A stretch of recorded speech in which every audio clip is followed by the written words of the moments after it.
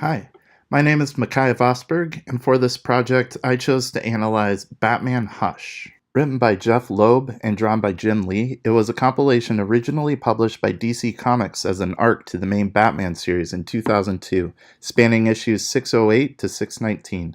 As a multiple issue compilation, each issue needed its own arc to carry the reader from month to month. The individual arcs within the story are easily identified, but the narrative as a whole, not so much. The first Activision is pretty cut and dry, taking place when issue 3 wraps up.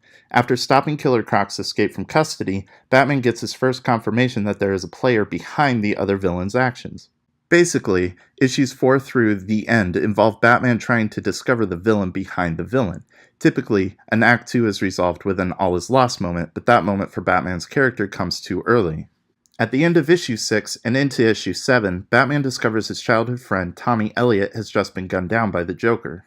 Batman almost breaks his entire moral compass of non-lethality and makes the decision to kill Joker. They spend nearly the entire issue with Batman's hands around Joker's throat as he justifies murder through a series of flashbacks. Now, in any good arc, the climax is signified by the hardest thing the protagonist does in his journey. The hardest thing Batman goes through is not killing Joker. And yes, that includes the issue prior, where Batman and Catwoman have to fight a poison ivy love-intoxicated Superman. Issue 5 of the 12-issue spread, they fight Superman. Not the hardest thing for Batman because Batman's desire to choke the life from the clown of crime doesn't give way to Jim Gordon showing up, and even getting winged by a few pot shots fails to dissuade him. Gordon has to appeal to his sense of morality through very serious persuasion. Now, some may argue this is the midpoint of Act 2, also known as the point of no return, but it sort of jumps the shark instead. Batman continues his quest to find Hush, but nothing else for him is as difficult as that scene, physically or mentally. If we look at Batman's goal, it's to discover the person pulling all the strings, the identity of Hush. From that point of view, the second act most likely concludes with the reveal of Hush. Page 239, Jason Todd.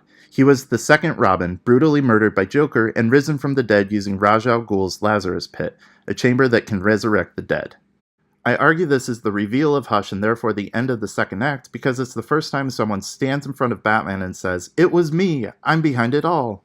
Now, we find out by the end of the issue that it was all a ruse to throw Batman off his game, and Jason Todd was actually Clayface in disguise, so it wasn't actually a true reveal. However, this entire plot is a Shyamalan-esque hat-on-a-hat twiscapade, as Hush is actually revealed to be Two-Face, just kidding, facially reconstructed Harvey Dent, but then actually revealed to be Tommy Elliot because it was Clayface who was shot in the alley, but then it was actually the Riddler, as revealed in the resolution. Luckily for the readers, and most likely the reason for the series' popularity, Batman's character arc is much stronger than the story arc. His will-they-won't-they relationship with Selina Kyle, also known as Catwoman, answers with a strong, yes they will. After Batman acknowledges his feelings for Selina, he battles with the notion of what to do about it, getting support from Alfred, Dick Grayson, and his ex-girlfriend Talia Head to pursue his love interest. He makes the heavy decision of revealing his secret identity. He continuously struggles with whether or not his decisions to trust Catwoman are justified or if he's being manipulated, but he continuously comes out pro-relationship. By the end of the arc, he sabotages his relationship and she leaves, basically saying, "Call me when you're serious." This is partly because of Batman's inexplicable need to protect the people around him through emotional and physical distance, and more likely because the series' arc was coming to a close. They needed to re-establish their dynamic for future arcs, but some decisions, like revealing his identity, couldn't be undone. Loeb and Lee are industry leaders within their comics leading industry, so they knew what they were doing when laying out the art. Most of the time, the read is natural and the eye flows freely from panel to panel, and the reader continuously feels compelled to pick up the next issue. They master the issue-ending cliffhanger, even if they struggled with the page-turner, but we'll get to that in a second. They follow the trend of Western comics analyzed by Scott McCloud, in diverting most of the transitions into subject to subject and action to action trailing close behind. However, they also have the rare experiment with aspect to aspect. On first inspection, we see a classic 9-panel page. Look a little closer and you'll notice panels 2 and 3 and 5 and 6 are cheaters. They're actually one panel split in two. Since panels 2 and 5 don't contribute any singular story point to the narrative, it doesn't really count as aspect to aspect. But look closely at the last 3 panels. It's very intentional to not only feature the toy soldier game the children are playing, but to segment it into its own panel. This single image is actually a reflection of the entire story, revealed to be a game masterminded by Tommy. Similarly, it's no mere coincidence that Tommy is isolated in panel 8 holding his mother's necklace. In the last panel, we see Bruce on the floor wondering what just happened. Even if they didn't realize it, Loeb and Lee were applying aspect-to-aspect transitions. Maybe intentional, or maybe I'm reading too much into it, but this scene is pretty much mirrored in the final conflict. In 300 pages of story, you will definitely find examples of the page as a mini-comic scattered throughout.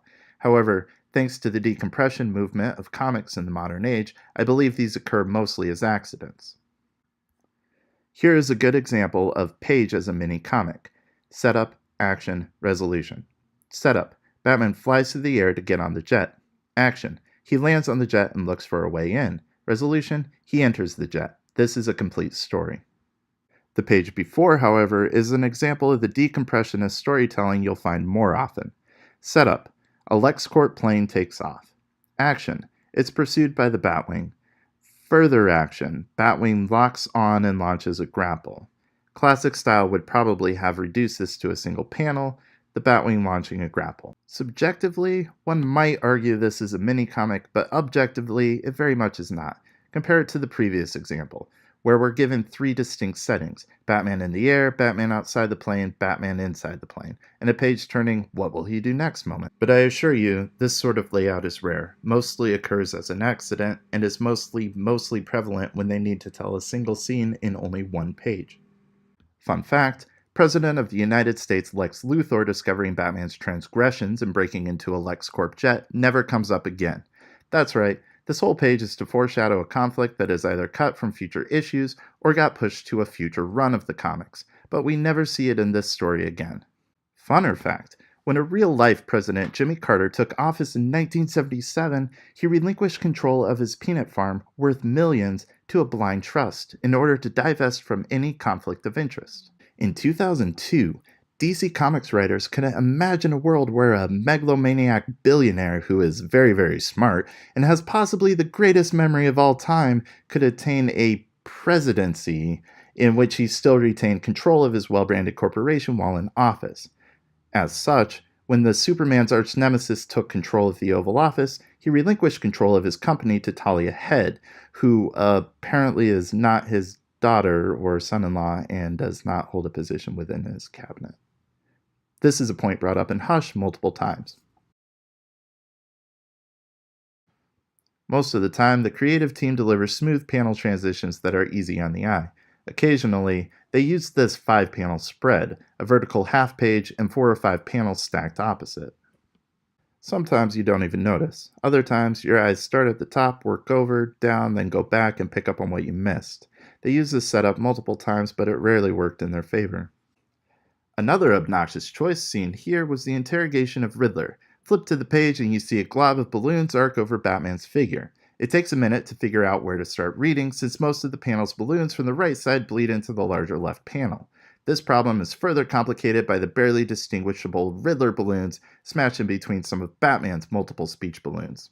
It made my eye work harder than I would have liked. These mistakes were amateur and puzzling, but overall, the read was smooth. I recommend this book to any classmate interested in Batman lore. The introduction of every character with a spot of exposition helps hold the reader's hand if they aren't up to date with the Batverse.